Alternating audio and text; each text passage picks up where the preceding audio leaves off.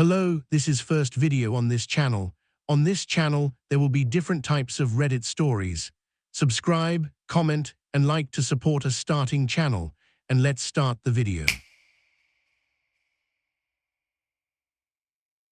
About 2 years ago, I was driving home from a family reunion pretty late at night, and the drive was about 2 hours. I didn't stay the night because I had to be back for work the following day. Most of the drive was on roads with dense bushes and trees on either side, the real creepy ones you see a lot in movies. Anyway, I had been driving about 45 minutes, and I was starting to get really tired. You know how sometimes you just suddenly become really tired out of nowhere? Well, yeah, that happened to me. I knew I wasn't going to last, but I didn't come across any place that I felt I could park and safely sleep.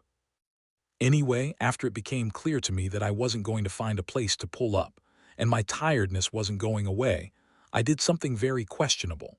I pulled over to the side of the road onto the grass, behind some bushes, to try and hide my car from anybody else who was going to come past. The roads weren't empty.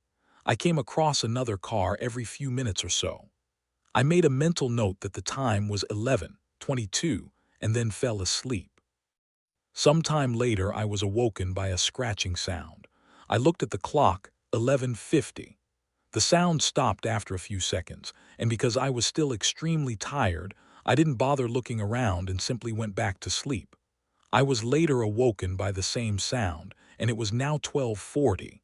This time it really freaked me out because the sound didn't stop. The thought ran across my mind that it was just an animal inspecting the car, but why would it return almost an hour after it had left the previous time? I looked in my rear view mirror and just managed to catch a glimpse of something running away into the forest. Now, at the time, I thought it was the damn hook killer. You know, the one that scratched that couple's car and then slaughtered the guy when he got out to investigate. Thought to myself, so I got the hell out of there. There was a bend no more than 100 yards up the road, and as I came around it, there was a fucking car parked off to the side of the road with the driver's side door opened. I slowed down just to look to see if anyone was in there. There wasn't. Then I looked in my rear view mirror. I didn't see anything, and all of a sudden this guy comes sprinting around the corner. He starts screaming at me, shouting stuff like, hey you, get the fuck out of your car, now. I noped the fuck out of there and sped off. I never saw the guy again. Moral of the story, don't fucking sleep on the side of a deserted road. A few summers ago, I went for a bike ride around midnight with a friend. We went our separate ways at the end of the evening, and I had about 2 blocks to ride back by myself. Because of construction, I had to ride on the sidewalk, but the streets were dead. But it wasn't a problem until right where I was about to turn left onto my street. There was this man walking by himself, maybe 40s, a little scruffy but not homeless. The sidewalk was narrow, and I didn't want to freak him out, so when I got about 6 feet behind him, I said, "Hey, behind you." And he turned around and gave me this super angry look.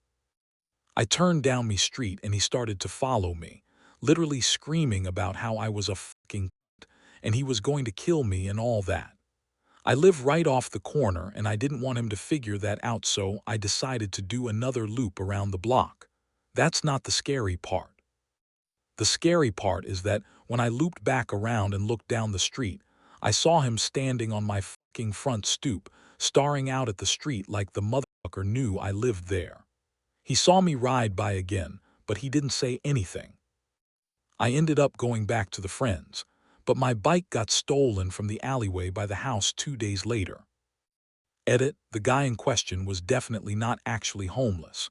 We have a large population of mentally ill in that area, unfortunately, downtown of a medium-sized city. So if I didn't think the sidewalk was too narrow to pass otherwise, I wouldn't have disturbed him.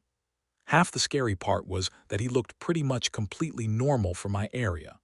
That being said, I ended up texting my mom, and she made the decision not to notify law enforcement until my bike was stolen. I had awesome parents who let me sleep in the living room on weekend nights when I was very young because my sister was a light sleeper and I could stay up until dawn. But of course, I always end up sleeping on the couch because Nick at night made me tried. So one night I wake up to the prickly feeling, like an instinct, just bolted into a sitting position and stared out the front window. We lived in rural Georgia, so you can imagine the magnitude of trees. In perfect light cast from the moon, I see a silhouette of someone in this tree. The family dog dashes to the window and is snarling into the glass. Terrified, I run into my parents' room and try to explain to my parents that there is a strange person outside. Dad grabs something defensive and darts outside with the dogs to beat the wax off the hot head. I tremble in Mama's arms until Dad comes home and says he saw no one and to go to bed. I decide to sleep in my regular bedroom. I fill in my sister in as to what happened. Dad is making regular rounds in the house with a cup of coffee. We're all still and I finally think I can sleep. Nope, I notice the man outside my window. From what I can see in the moonlight, he gives me a shush signal and runs away. Just turns around to run a straight line away. I swear I couldn't stop crying for what felt like hours.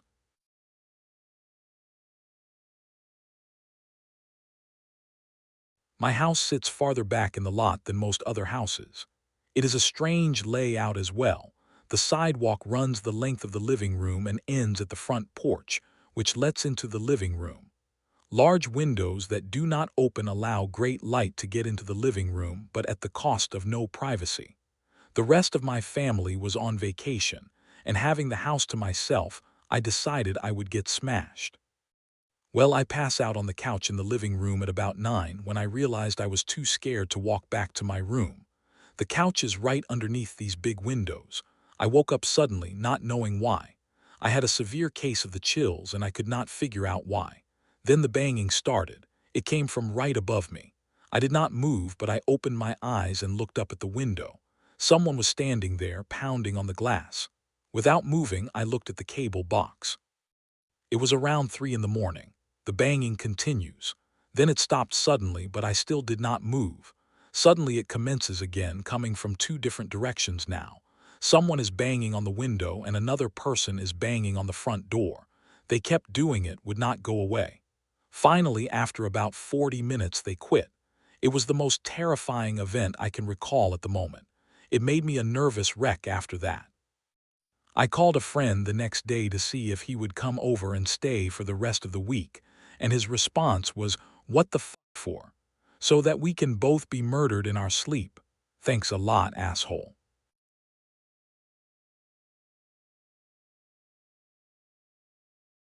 I was 17 and had just gotten my license. Back in high school, my friends and I had made it a mission to find abandoned houses to throw parties in. We had a few good candidates, but the mother lode was this house I would pass on my home from work. It was an undeveloped shell of a huge home with a large property in the back. I had told one of my friends about it, and one day before we went to see a movie, I took him to the house.